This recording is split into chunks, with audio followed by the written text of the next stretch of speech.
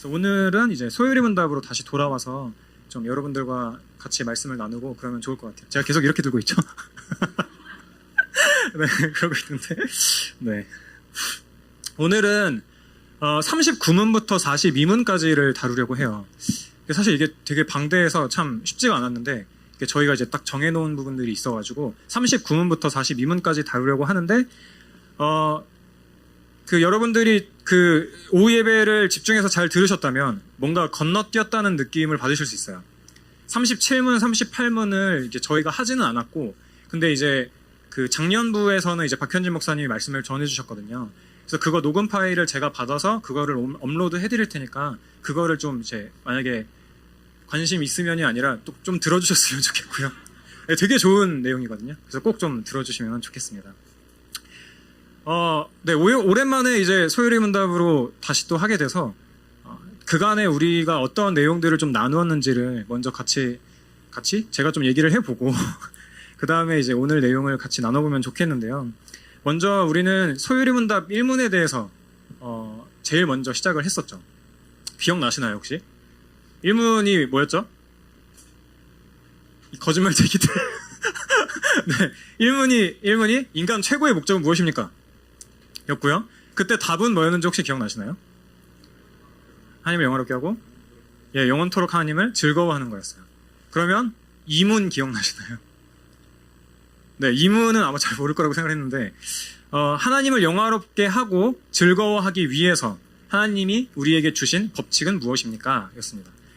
그 답은 하나님을 영화롭게 하고 즐거워하는 것을 가르쳐주는 유일한 법칙은 신구약 성경에 기록된 하나님의 말씀입니다가 2문의 답이었어요.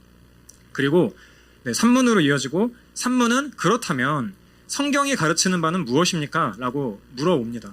그리고 그에 대한 답이 하나님에 대해서 믿어야 할 것과 하나님께서 사람에게 요구하시는 의무라고 이야기를 하죠. 소요리 문답은 이렇게 3문에서 시작돼서 크게 두 덩어리로 나눠져요. 그래서 우리가 지금까지 봤던 1문에서 38문까지가 한 덩어리고 39문부터 107문까지가 또 다른 한 덩어리입니다. 그래서 하나님에 대해 믿어야 할 것, 그게 1문부터 38문이었고 우리가 하나님의 말씀이 하나님께서 우리에게 요구하시는 의무가 이제 39문부터 107문까지 이어지는 내용이고 오늘 이제 굳이 이 얘기를 또 해드리는 이유는 이제 우리가 이제 지금부터 시작할 부분이 바로 2부라고 해야 될까요? 큰 덩어리의 아랫 덩어리. 네, 우리가 하나님에 대해서 해야 될 의무가 무엇인가에 대해서 배워보는 시간이기 때문에 잠깐 이렇게 말씀을 드렸습니다. 먼저는 1문부터 38문까지 우리가 어떤 내용들을 배웠는지 간략하게라도 조금 말씀을 드리면 좋을 것 같아요. 아마 다 잊어버리셨을 가능성이 매우 크니까요. 우리는 하나님에 대해서 믿어야 할 것이 무엇인가에 대해서 배웠습니다. 4문부터 38문에 걸쳐서 하나님이 어떤 분이신가? 하나님께서는 영이시고 하나님은 무한하시고 영원하시고 불변하시는 하나님이시다. 그분은 선하신 하나님이시다. 하나님은 오직 한 분이시며 삼위일체 기억나시나요? 성부, 성자, 성령으로 계십니다. 하나님께서는 자신의 영광을 위해 모든 일을 계획하시는 분이시고 우리가 믿는 하나님은 참으로 천지만물을 만드시고 또 다스리시는 하나님이다 라는 것들을 배웠습니다. 그뿐만 아니라 하나님께서 사람을 지으시고 사람과 언약을 맺으신 것, 그렇지만 첫사람인 아담과 하와가 하나님 앞에서 불순종하고 그로 인해서 모든 사람이 죄와 비참에 빠지게 되었다는 것. 하지만 하나님께서 정한 구속자, 성자 예수 그리스도께서는 완전한 하나님이시며 완전한 사람으로 이 땅에 오셔서 가장 낮은 자의 모습으로 나셨다라는 것도 우리가 함께 배웠습니다. 죄가 없으신 주 예수 그리스도께서는 지금도 여전히 삼중직 기억나시나요? 선지자로, 제사장으로, 왕으로 우리와 함께 하신다라는 것도 배웠어요. 또 선지자, 제사장, 왕으로서 직분을 수행하신 예수 그리스도께서 낮아지신 상태에서 인간으로 태어나시게 되셨고 그 하나님이신 그분께서 그리고 비천한 환경 가운데에서 율법을 만드신 그 예수님께서 율법에 복종하셨고 우리와 똑같은 몸을 가지고 입고 오셔서 고통을 느끼셨고 결국 또 십자가에 못 박히게 되셨다. 그리고 죽은 지 3일 만에 부활하셨다. 또 역시 같이 배웠습니다.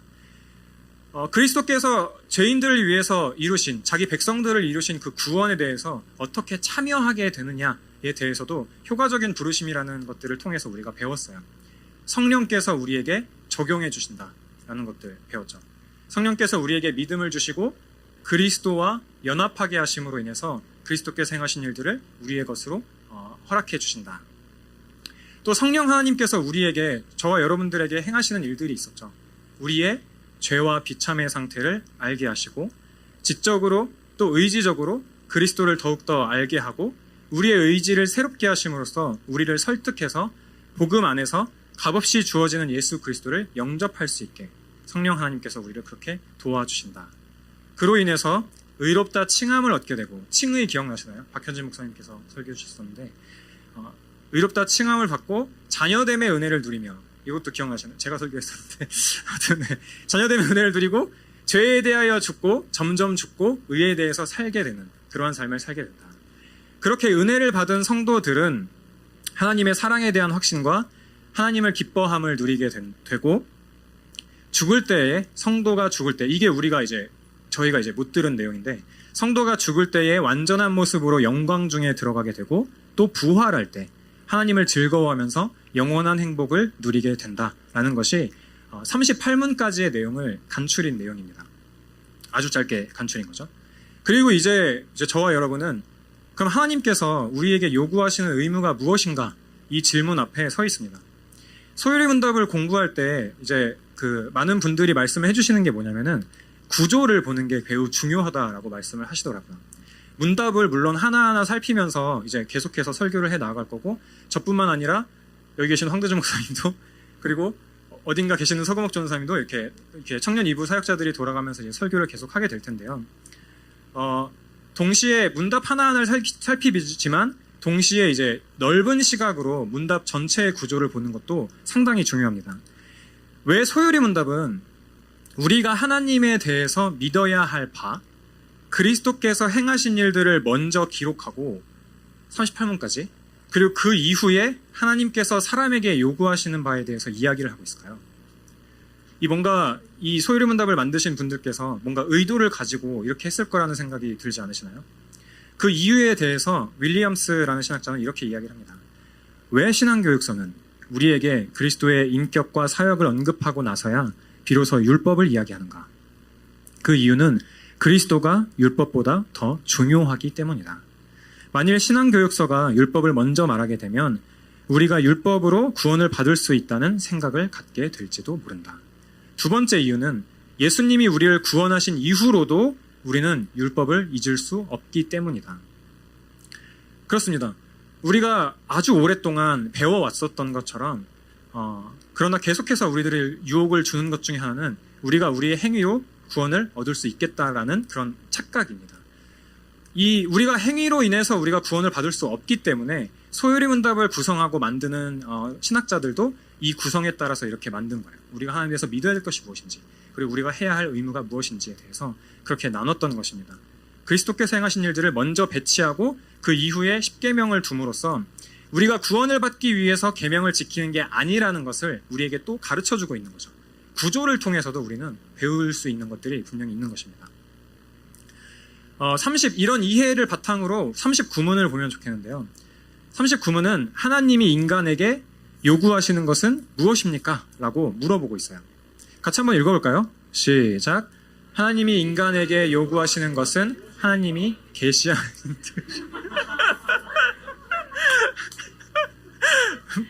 네. 누가 문을 읽어줬어요. 그래서 자신있게 무엇입니까? 라고 해가지고 네.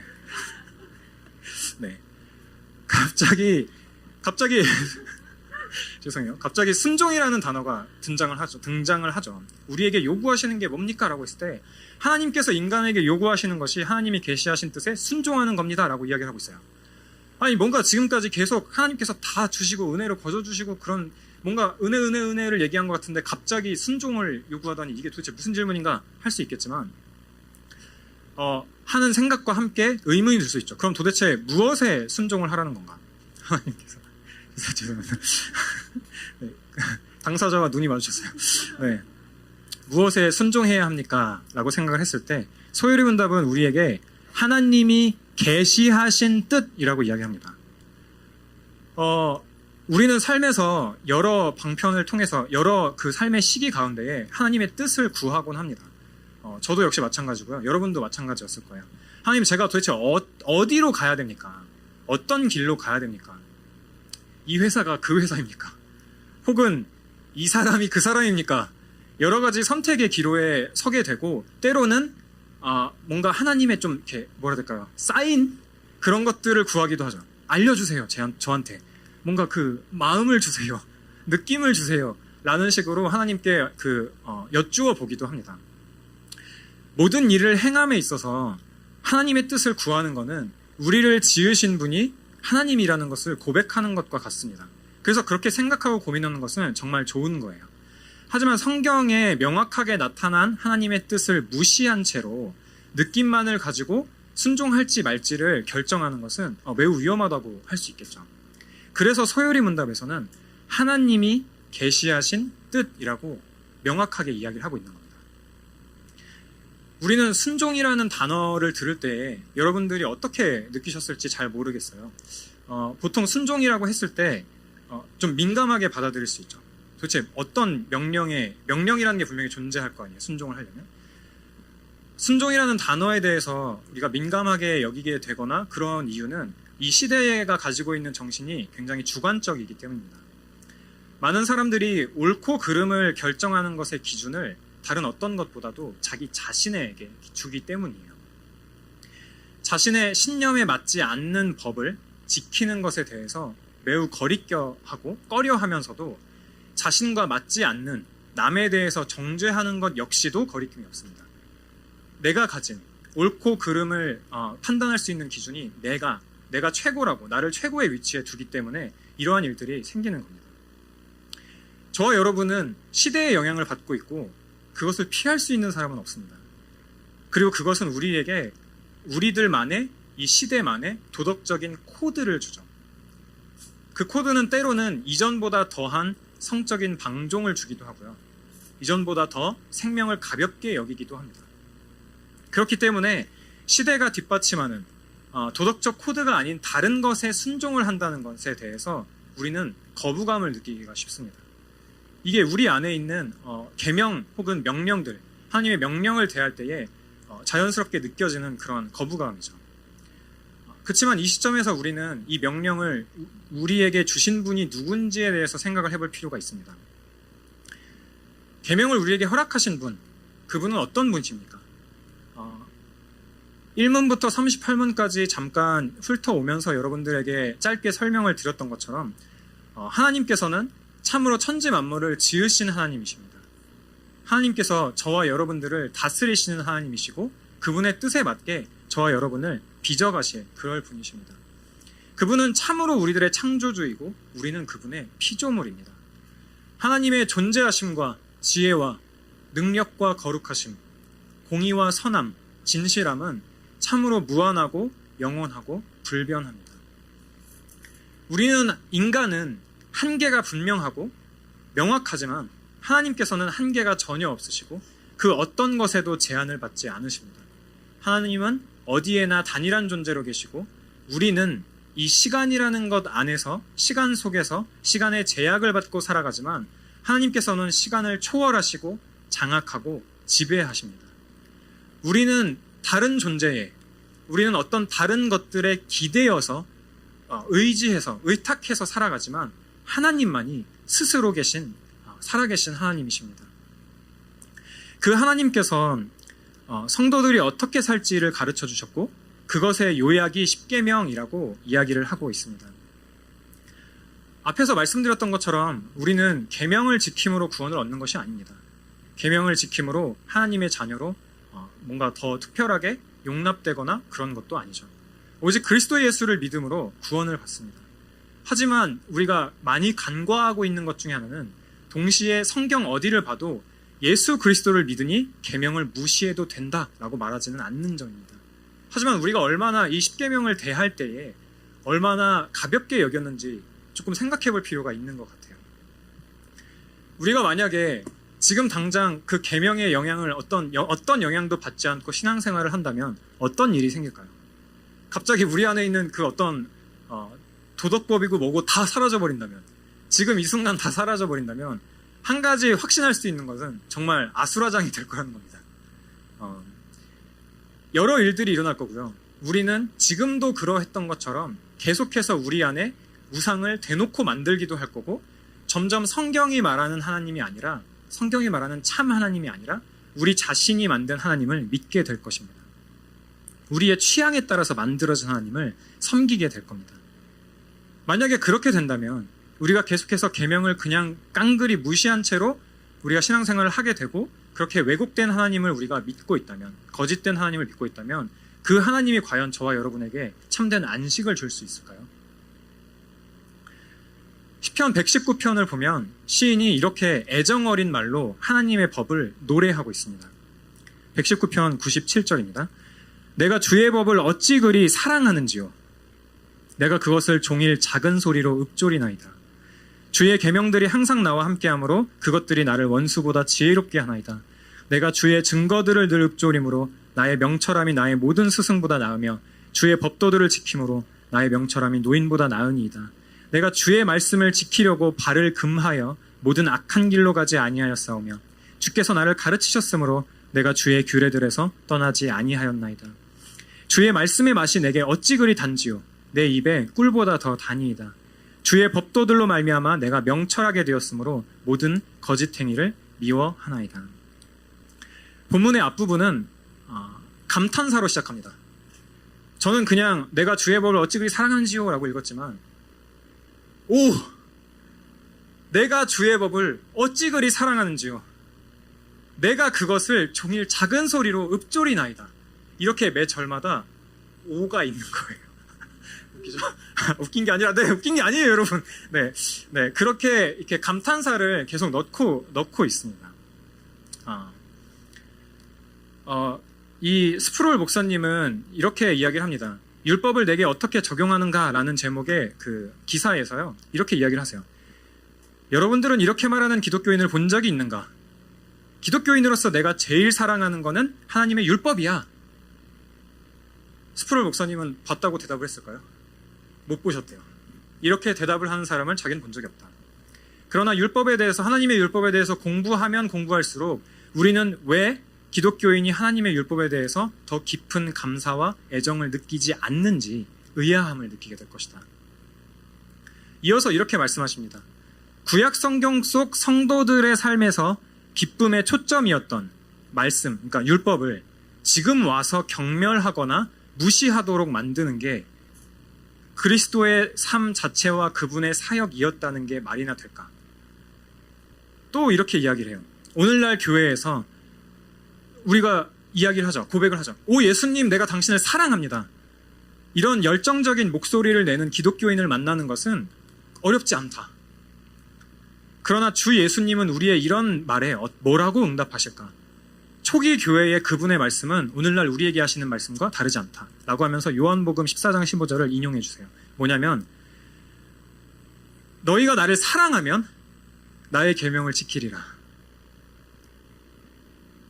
오 예수님, 내가 당신을 사랑합니다 라는 우리들의 말에 예수님이 이렇게 대답을 하신다는 거죠. 너희가 나를 사랑하면 나의 계명을 지키리라. 다시 한번, 우리는 용납받기 위해 계명을 지키는 게 아닙니다. 용납을 받았기 때문에, 큰 사랑을 입었기 때문에 사랑하는 하나님의 말씀에 순종하려는 거예요. 제가 십계명을 한번 읽어드리겠습니다. 하나님이 이 모든 말씀으로 말씀하여 이르시되 나는 너를 애굽 땅 종되었던 집에서 인도하여 낸 내 하나님 여호와니라. 너는 나 외에는 다른 신들을 내게 두지 말라.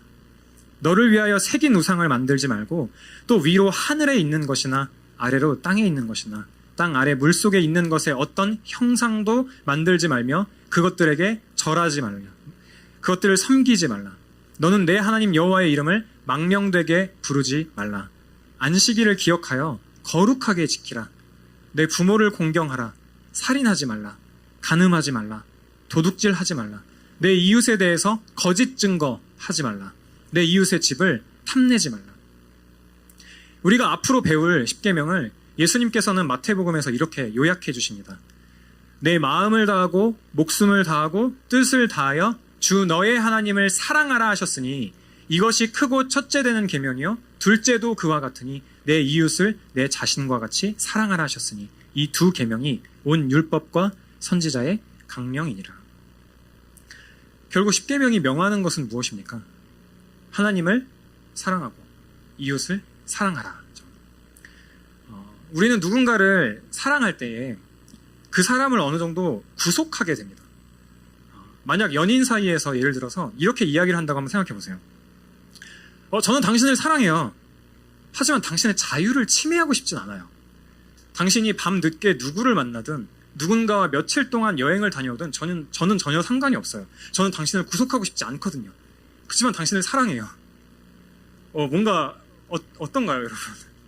뭔가 이상하지 고개를 절레절레 하시는 분들도 계시는데, 네, 뭔가 이상하죠. 사랑을 한다는 거는 어느 정도 스스로 자유를 포기한다는 것을 의미합니다. 관계가 더 깊어질수록 더욱더 그렇게 자유를 포기하는 일들이 생기게 되죠. 십계명을 우리에게 주신 하나님께서 어떤 분이신지 우리가 생각을 해볼 때 우리는 십계명에 녹아있는 사랑을 발견할 수 있습니다. 십계명은 사랑이신 분이 만드셨기 때문에 사랑을 배제하고 생각할 수가 없어요. 오히려 사랑할 수 없는 사람을 사랑하게 만드는 명령인 것입니다.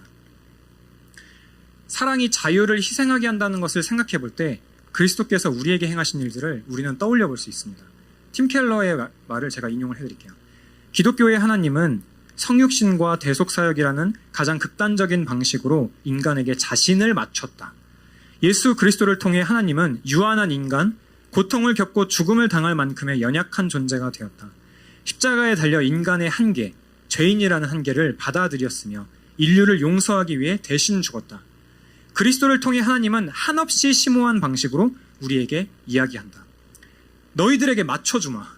내가 달라지겠다. 나를 희생해서라도 너희들을 섬기마. 하나님이 우리를 위해서, 하나님이 저와 여러분들을 위해서 그렇게 했다면 우리 역시 하나님과 이웃들에게 똑같이 고백할 수 있으며 또 반드시 그래야 한다. 사도 바울은 이렇게 적었다. 그것은 그리스도의 사랑이 우리를 그토록 강요하고 있기 때문입니다. 여러분, 하나님께서는 참으로 저와 여러분을 위해 성자 예수 그리스도를 이 땅 가운데 보내셨습니다. 그뿐만 아니라 예수 그리스도를 십자가로 향하게 하셨죠. 참으로 예수 그리스도께서는 유한한 인간, 고통을 경험하고 죽임을 당할 만큼 연약한 존재로 오셨습니다. 사랑하셔서 이 땅에 오신 예수 그리스도로 인해 우리는 십계명을 지킴으로 그분께 용납을 받는 것이 아니라 용납받은 자로 그분의 자녀로서 계명을 지키며 유익을 누리게 됩니다. 마지막으로 한 말씀을 드리고 설교를 마치려고 합니다. 밝아지시는데요. 그래서 십계명은 우리를 억압하려는 걸까요? 십계명은 과연 우리를 억압할까요? 십계명은 변하는 시대와 문화에 따라서 변하는 가치와 기준 위에서 루이스가 말하는 것처럼 질척거리는 진창길 위에서 우리를 건져서 하나님의 법이라는 변하지 않는 완전한 법 안에 그런 단단한 길을 밟게 한다는 점에서 혼돈 가운데 있는 우리를 분명히 자유롭게 하지만 동시에 우리의 본성을 억압합니다. 어떤 걸 억압할까요? 십계명은 사랑하지 않을 이유를 억압합니다. 이걸 공동체적인 언어로 바꿔볼까요? 사랑받지 못할 자유를 억압합니다. 우리가 이웃을 사랑한다면 하나님께서 우리를 사랑하시는 그 사랑으로 참으로 사랑하고 용납받지 못할 자를 용납하시는 그분의 사랑을 우리가 닮아간다면 우리 주변에 용납하지 못할 사람이 없을 것이며 그 개인의 사랑을 받지 못할 이유를 억압하게 될 것입니다. 우리가 십계명을 정말로 잘 행하면서 이 공동체 안에서 서로를 대할 때 이 계명을 생각하면서 서로를 대한다면 나는 이 공동체에서 사랑받지 못해 라는 전제는 억압받고 쫓겨나게 될 것입니다. 우리 공동체에 하나님께서 그러한 은혜를 주시면 좋겠습니다. 함께 기도합시다.